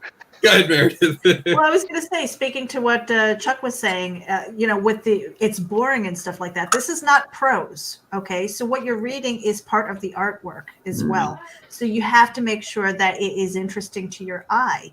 And when you have these blocks of text, you need those things like the em dashes and the commas and the ellipses and things like that, making sure that, again, when you're reading it out loud, it makes sense Are they really for the people who are reading. Meredith, are they really called em dashes? And I learn shit all the time. Chuck knows this. Well, you have the em dash and the n dash. They're different? They are two different. They are different. My mind's blown. I learned something new on the show today. I had no idea that there were different letter dashes. We're gonna have to talk. Don't even ask me what they're for, because I forgot. That was like a long time ago. In print, in like printed media, the N dash is the short. It's just like a minus sign. It's a short dash. The M dash is a double. Longer. Yeah, like the letters. And it basically denotes. The N dash is usually used for like combined words. Like if you were to say workspace and you were to hyphenate like it's a hyphen? Yeah. Right. You use it as like a hyphen. But if you're actually making a pause between whole words, like you're doing here, you'd use an M dash. And that's the differences. One says, oh, I have to separate this word on a separate line, or this is a combined word. And the other says, this is a pause when you're reading. Listen to her. Print catalog producer for 5 years. I learned all that crap. Yeah, and I'm like about 7 or 8 years removed from that. So I'll say this. One day, me and you, Chuck, like on a 4-page story, I'll write it, get it all done. We'll edit the final edit live, just so people can see what I put you through. No, say it out loud the right way. Like when you're reading that, I'm like, why is he taking an extra breath? I wouldn't have taken that extra breath. I would have powered through the first sentence and stopped here. I don't know why he's making it difficult. Why is this guy screwing with me? That's usually your editing session. That'd be a really great idea, because a lot of people don't realize how hard editors have it and what they do contribute. So it would be really good to see that kind of thing. Really educate people. Yes. And I won't do the first draft, because that's just Chuck being like, are you trying? What did you do here? Why would you send this one to me? And I'm usually like, Chuck, you have the first file that I gave you to read. Get the other one from your email. And he's like, oh, Oh, so much better. Oh, so Yeah, so so much better. All right, Oh, yeah. so that's another I can read that. That's another Charge them double. Your first draft is not perfect. Don't send it out to 1 million people and be like, read this. Go Oh, through yeah. it. Like, get a screen reader and have Google read it back to you. That's what I do, because you will be amazed the words you miss. And then when you reread it, because it's already in your head, you just skip right over them. And you're like, that sentence didn't make sense. There's words there that are just completely missing. That, like, read it over before you give it to someone, because it's a mess and you don't even realize it. That's huge. It really is. And that's funny. That's something that my partner and we have an audio drama at Essence House that we're doing. And when we, I think I did mention it earlier, so sorry for the name drop. But what we started doing is when we finish a chapter, because one guy will take one chapter, one guy will take the next, and we'll go like that. And so what we'll do is we'll get together, and rather than me, say, reading his chapter, he'll read it to me. And we can edit, I'll give it a quick read through, and then we'll do a live reading, just the two of us. And in that, we'll rip it apart. And we'll be like, oh, okay, this word, do you realize that you used that same word, 5 times in 2 sentences? Get rid of it. That's just lazy. Let's do this, and that. And, oh, man, that you need a comma there. You notice that breath, blah, blah, blah. And so you really get to be very picky, and you really get to feel out how it's supposed to sound. My wife and I got into a huge conversation about the need for a dash or a comma or whatever when we were working through dialogue. So I was like, that breath in that sentence adds so much more power to what they're saying. And she was like, oh, yeah, I didn't even realize that. And if you just powered through the sentence, it lost so much of that meaning.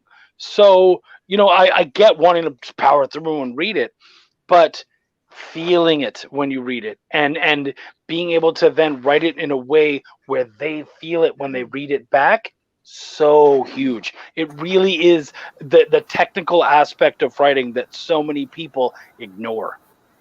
Well, now there's a whole new format of how things are done because of all the people online and using short-term messages and chats and texts and things like that you get people who read this stuff and they interpret 3 dots differently. They interpret the space between words differently. They'll interpret, like, if you have a dialogue and you have 2 people talking and you have one line and then the next line and then the next line, if you have certain types of quotations or certain types of M dashes, or, they read it at a different speed. They read it at a different context. And so taking into account some of those things makes a whole different book. Mm-hmm. Yeah, and you have to ask your editor why. So many people just complain to me about their editors. Oh, my editor did this and that. I was like, do you ever ask them why? Does anyone stop and ask why this changed? Like, right now, if this editor who sent me these notes were with me right now, I'd be putting them through the truck treatment. Explain that to me. It makes no sense. And here's the thing. The editor needs to ask the artist and the writer why.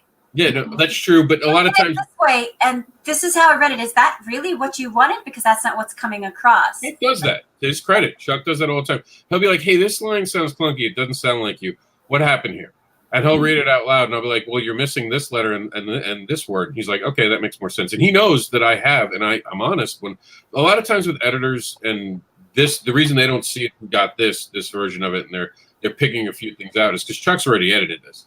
And these are things me and Chuck will be in a room and we'll argue about for a couple of minutes, and I'll be like, I'm doing it my way because I'm special. Or I'll be like, fine, Chuck, you win this round. And with Cat Dad, in all honesty, he won a lot of the rounds.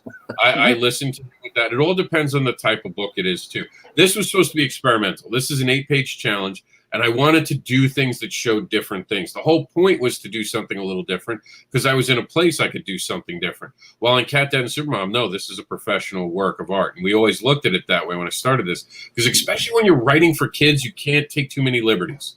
Because it's very important you follow what they do. And with Chuck, that's why he won 90% of it. The things that we fought were usually terms. Like there's this joke I wanted to do, and he said it was over the line, where Elefart looks down at Cat Dad and the original line was, "What's wrong, pussy?" And he's like, "Nope. You can't. Nope, that line's gonna go." I was like, "What? They said it in Looney Tunes." He's like, "Do you know how many letters are out right now trying to ban Looney Tunes?" Dude, there's blatant racism in Looney Tunes, and the thing is that we're so far removed from it now that we don't recognize it, and at the time it was okay. It was folksy. Oh, Yeah. no. They So, thought it was yeah. okay.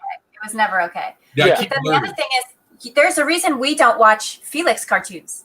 Because Yes. Felix used to go get high.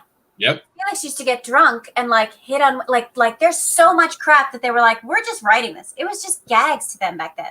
And now we'd look at it and go, oh boy, no, you can't show this to anyone, let alone kids. Felix the Wolves cat might- now. Gotta be careful. Felix the cat now is just a clock. That's all he is to anybody. I told He's somebody just the a other clock. day, I'm like, oh yeah, Felix the cat. They're like, oh, I didn't know he has a name. I was like, You young kids who watch this in like 1,000 years because me and Chuck were on here and you're watching Cat Yeah, right. Den on Netflix. Understand, we drank out of garden hoses. We didn't come home till the lights came down. No one cared. No one cared what we were doing. They were just Far saying, from the lawn listen, if we're gonna go back there, we've got a whole another 6 Yeah. hours of conversation to have. I'm still learning all the crap I shouldn't be doing. People are like, my older sister will look at me and go, why are you doing that? And I'm like, this is what we always did. She's like, what? And I was like, yeah, you weren't around. You were in the room reading books. This is how we used to do it. It's like, what's wrong with you? And I'm like, I just told you this is how. I don't know any better. No one said I couldn't do it. You're the first person. I don't know how many people have watched and just laughed. Fuckers. But I know you, Erin, you said you had to get going, right? Yeah, so anyone else has to go, we'll let this be the door, and then we'll do a couple quick headlines and be out. Or we'll do, you know what, maybe what do you want to do, Meredith? Headlines or comments? Because I know there's a lot of comments that I haven't been paying attention to. So it's usually Meredith's job. I'll be honest, it's all her fault. All her fault. No, you know what? We had a really good conversation going, and there was some side chatter and stuff like that. So I think we can go through some of the chatter. All right, so let's go up, and I'm sorry you have to go, but tell them how they can find, and tell them about the coolness that you are. The coolness that I am? Okay, I'm cool because Rob says I'm cool, so I'm taking that to heart. I'm at Redheaded Ed at Twitter. I'm a redhead, and my initials are ED, so Redheaded Ed. The comic book anthology, Panel 1 from Comic Book School, is coming out December 29th. It will be free download from the site. We're putting it up on Comixology as well, but that'll be, in a month or so when they approve it. So go get yourself your first copy. There's a bunch of great artists in there, a bunch of great writers, a bunch of great work. Phil's included in it. I'm included in it. And it's going to be a real good read. Lots of new people to learn about. So. And I thank you for all the help that you did. For those who don't know, she did a lot of the background work that no one ever wants to do. The stuff that I was having my Batman cape on in the shadows going, not me. That was all the stuff that she was doing, trying to motivate people, give them a schedule. I was like, oh, poor girl. She made them a schedule. And then I tried to hold people to it. That was the wrangling cats, man. And it's funny. I don't know who's worse, artists or writers, but trying to keep people on a schedule. It was like this the whole time I'm watching. I know. And meanwhile, I'm having trouble in my backyard with my stuff, but I can handle it. But she's literally, people are like, yeah, when do we need the script in? And this is literally the thread about like the 5th week in where you're supposed to have art and character designs. She's like, when should the scripts be due? When should the scripts be due? No, the absolute best one, I think, was we were going into color and somebody said, hey, are you still available for teams? Like, can we get started now? And I was like, No. I'm a little behind the power curve. But It's step by step. I mean, like, it was there the whole time. Like, I was reading it like, oh, maybe I should start doing it this way. Maybe I'm doing it backwards. I'm like, I'm dyslexic. I'm fine. Chuck loves the way I do things. hey, you said it, so we're good on it. All right. Thank you so much for all you've done with this challenge. You made it awesome. You don't get enough credit. Thank you for it. And we'll see you soon. I'm sure you'll be back on another show promoting this. We're going to be promoting this all month. And then the month after, make sure you all get your copy going into 2021. Thank you for being on. And we'll Thanks for having me, guys. All right. And we're going to continue with some comments as she takes her leave. So Meredith, I'll let you do the comments because I'm busy editing. Apparently. Oh, yeah, fine. So I want to make sure this goes out on time. Did you have to say something, Phil? I was just going to sign off as well. Oh, yeah, go ahead. Thanks for having me on very much. You guys have a great day. Have a good one, brother. Bye-bye. Happy holidays. Happy holidays. Oh, well, he left really quickly. Okay, so we want to I have nothing to say. He said bye. Bye. It's like, all right, I guess we're not following him. So thank you for everybody who is tuning in live. We've got Rex Gordon here, Niobe, Nita Lanning, Lisa Malone, Mike James Bangston, Trish Bangston. Thank you for tuning in. Erin, she was popping in from YouTube and I think Facebook, so she was all over the place. She had a bunch of windows open. Russell Allen, thank you for tuning in. Let's see here. Trish, good comment here. I'm not a creator, but I like backing those that deserve it. So show me something and we can jump on it. Absolutely. You know, that's the thing. Creators, you know, you connect with the people. You know, your readers are going to connect with things. Erin Donnalley says, thanks. We appreciate people who want to read what we are creating. The Comic Book School Panel 1 anthology will be available to download on December 29th. Make sure you check it out at comicbookschool.com. Nita Lanning says, you know, we were talking about flash fiction. Small is so much harder. Let's see. Working on writing a comic. Been talking to Chuck and more hopeful than I have ever been. Wrote 24 pages, first issue, and outlined 5 more issues. Way to go, Mike. Keep on going with that. Let's see where else. We're just kind of scrolling through some of the chatter here. Trish says, "Don't give up. Cat Dad and Supermom was amazing. Our daughters who don't read comics said it reminded them of Timmy Turner, and they loved it." So that's to you, Rob. Well, don't worry. We're not giving up. We're full steam ahead now. For those who don't know, it's going to Scoot Comics under Scout, and you're actually going to be seeing some news coming from it in the next couple of weeks. So don't worry, man. We got more coming for you. Yep. And then Mike says, it's great to see the hustle Chuck has when he has a Kickstarter running. Yeah, I mean, those things, you got to keep going full throttle. Otherwise, I mean, if you don't have the energy, why should they, you know? I mean, really, you have to give them an excuse to hit the button. Yeah. Let's see here. Okay, from Mike again. I have read comics for a long time and was going to Chicago Con in the 90s before Image. I have always thought the artist on a title could change, but changing the writing made the title so different. Let's see. Yeah. Doing any part of it well is hard. Steph Wilson teaches every week people to draw a comic character too, but not sure after that any of them could draw an issue. Art is easy. Writing is easy. Good art and writing is amazing and not easy. It's not. And I say the same thing about singing or any kind of creative endeavor. Everybody can do it. You just might not be able to do it well. Rob. No, go ahead, Chuck, and I'll go after Chuck. Anything worth doing well, it's worth working at, people. Yeah. That's really what the lesson here is. And if you're writing down things, just so everyone knows, comics are not fucking storyboards. Well, yeah. Rob has issues. It's okay, Rob. It's okay. Breathe.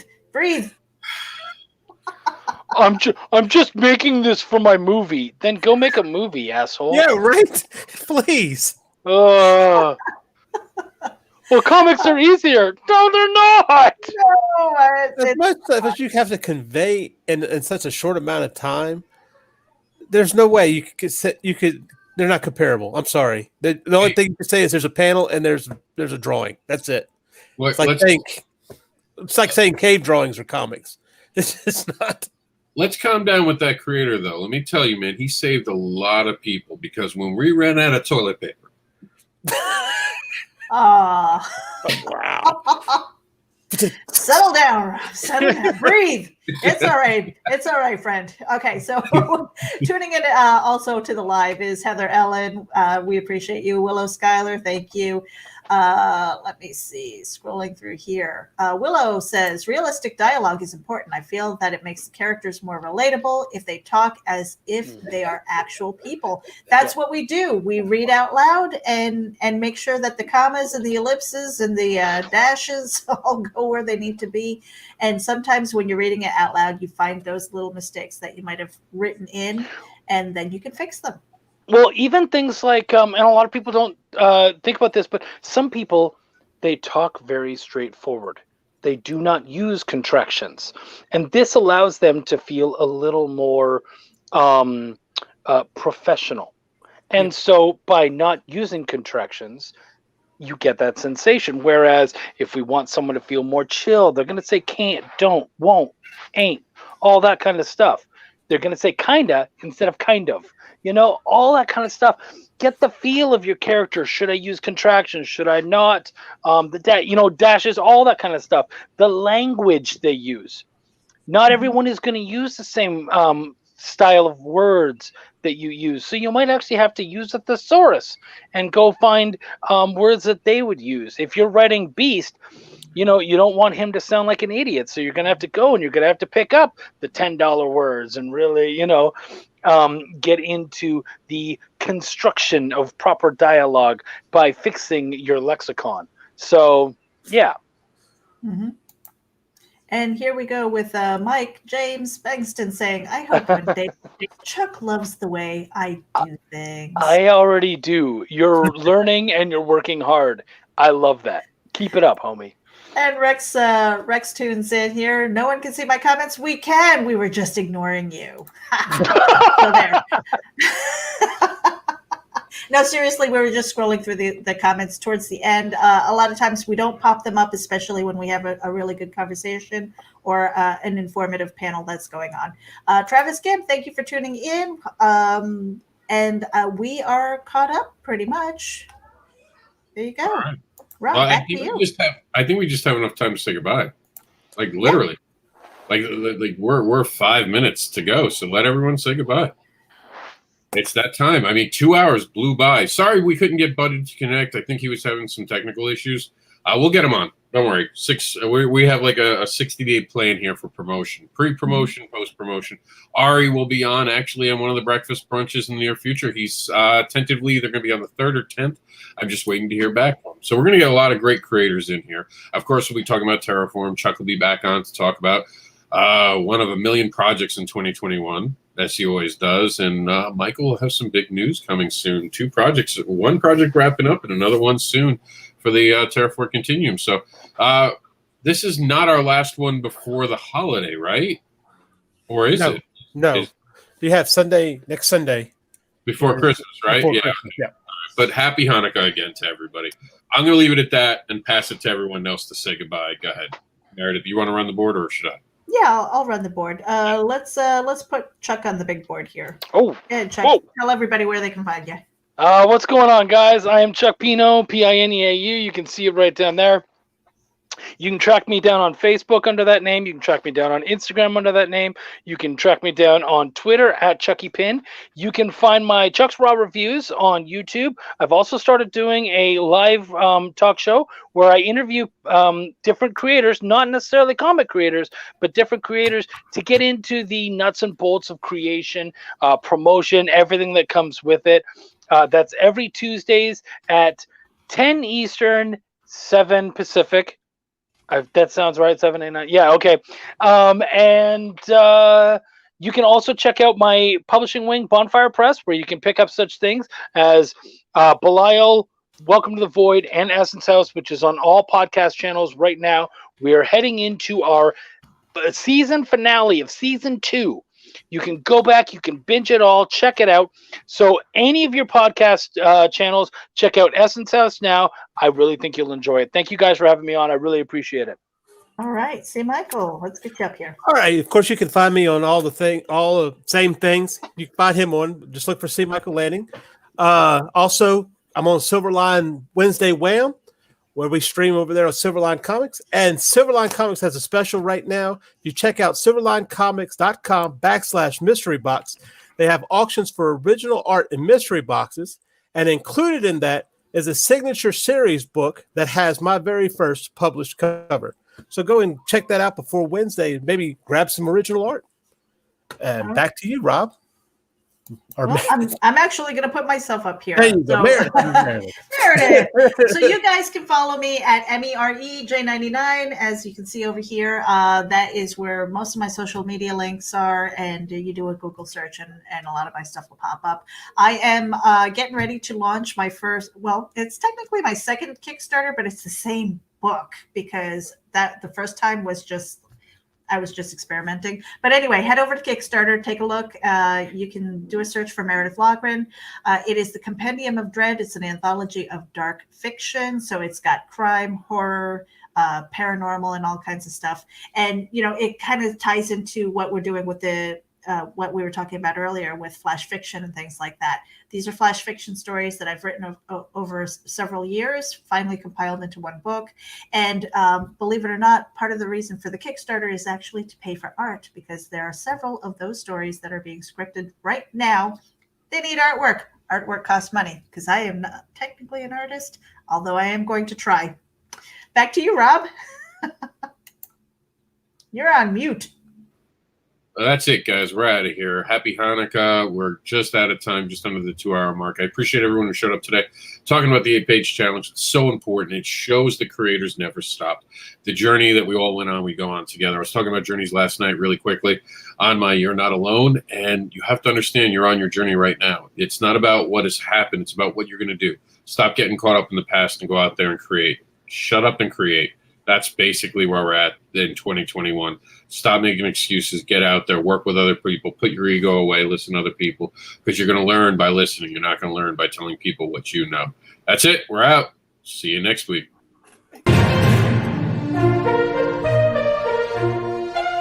Thank you.